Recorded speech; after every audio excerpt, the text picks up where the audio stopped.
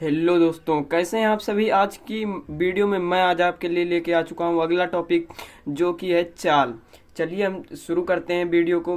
मैं पहले इसकी परिभाषा लिख दूंगा, फिर उसके बाद आपको समझाने का प्रयास करूंगा। तो चलिए मैं पहले परिभाषा लिख देता हूं।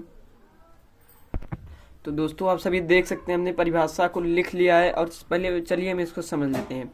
किसी वस्तु द्वारा एकांक समयांतराल में चली गई दूरी वस्तु की चाल कहलाती है। किसी वस्तु द्वारा, कोई वस्तु है उसके द्वारा एकांक समय में, किसी एक समय में चली गई दूरी, जो है आपका गति जो होता है उसी में आपका समय जुड़ जाता है, वही आप समझिए बस। और मैं इसका उदाहरण समझने की आपको जरूरत है नहीं। चाल बराबर दूरी बटे समय इसका होता है चाल निकालने का फार्मूला। तो इसका एसआई मात्रक होता है मीटर प्रति सेकेंड। सीजीएस में सेंटीमीटर प्रति सेकेंड होता है। यह एक अदिश राशि है और इसका आपको लिखने की कोई ज़रूरत है नहीं, इसकी वो नहीं पूछी जाती है कोई भी उदाहरण। तो चलिए हम समझ लेते हैं। इसके ही अंग हैं एक समान गति और असमान गति। तो हेडिंग बना, तो दोस्तों देख सकते हैं आप सभी हमने लिख लिया है। तो चलिए पहले इसको समझ लेते हैं। इसमें यदि कोई वस्तु समान समयांतरालों में समान दूरियां तय करती है तो उसकी चाल जो होती है एक समान चाल कहलाती है। यानी आप समझने का प्रयास करिए। यदि कोई वस्तु समान समयांतराल, एक समान समयांतराल में समान दूरियां तय करती है, एक ही समान दूरी तय कर रही है एक ही समय अंतराल में, यानी 3 सेकंड में तो 10 तय कर रही है तो 6 सेकंड में भी 10 ही तय करेगी, तो वही आपका हो जाएगा एक समान चाल। तो चलिए हमारा अगला जो टॉपिक है वो असमान चाल। तो चलिए पहले उसकी हेडिंग बना के परिभाषा लिख लेते हैं, फिर समझने का प्रयास करेंगे। तो चलिए, तो देख सकते हैं दोस्तों हमने हेडिंग बना के परिभाषा लिख ली है। तो चलिए इसको समझ लेते हैं पहले।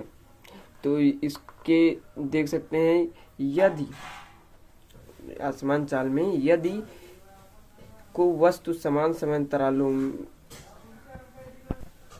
यदि कोई वस्तु समान समयांतरालों में भिन्न भिन्न दूरियां तय करती है तो उसकी चाल जो कहलाएगी वो असमान चाल कहलाएगी। तो ये भी आप उसका उल्टा ही समझिए बस। यदि कोई वस्तु समान समयांतराल में भिन्न भिन्न दूरियां तय करती है वही आपका। तो ये अब अगला हमारा जो टॉपिक है वो क्षणिक चाल। चलिए हेडिंग बना के परिभाषा लिख लेते हैं, उसके बाद समझने का प्रयास करेंगे। ये आपको समझ में आ रहा होगा, नहीं समझ में आ रहा होगा तो कमेंट बॉक्स में जरूर बताइएगा, मैं आपको और अच्छे से समझाने का प्रयास करूंगा। तो दोस्तों देख सकते हैं आप सभी हमने हेडिंग बना लिया है क्षणिक चाल, और देख सकते हैं परिभाषा भी लिख लिया है। चलिए उसको समझ लेते हैं।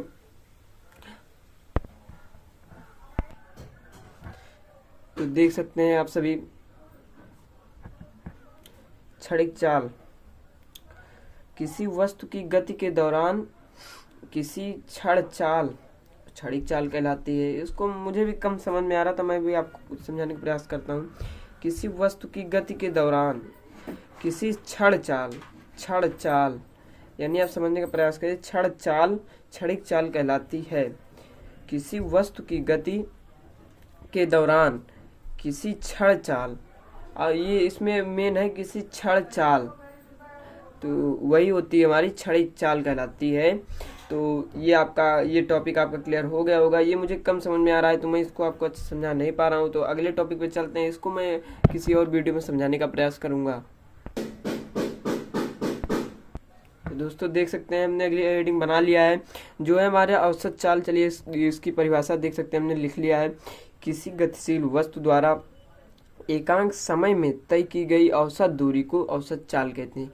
किसी गतिशील वस्तु द्वारा, गतिशील गति कर रही है, द्वारा एकांक समय में, एक समय में तय की गई दूरी, जो दूरी तय करती है वही औसत दूरी, तय की गई औसत दूरी नहीं औसत दूरी को औसत चाल कहते हैं। तो ये हमारा हो गया औसत चाल। अगला जो हमारा है टॉपिक वेग, चलिए इसको भी समझ लेते हैं।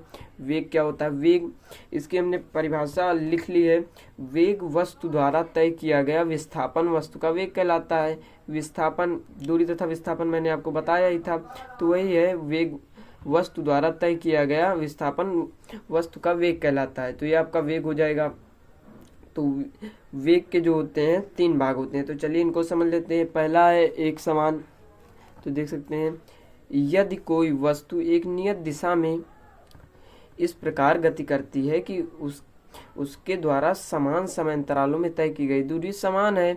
तो वही हमारी एक समान, देखिए यदि कोई वस्तु है एक नियत दिशा में, नियत है दिशा, इधर उधर नहीं है इस प्रकार गति करती है कि उसके द्वारा समान समय अंतरालों में तय की गई दूरी समान है। तो वही ऊपर वाले की तरह ही समझिए, वही है लमसम।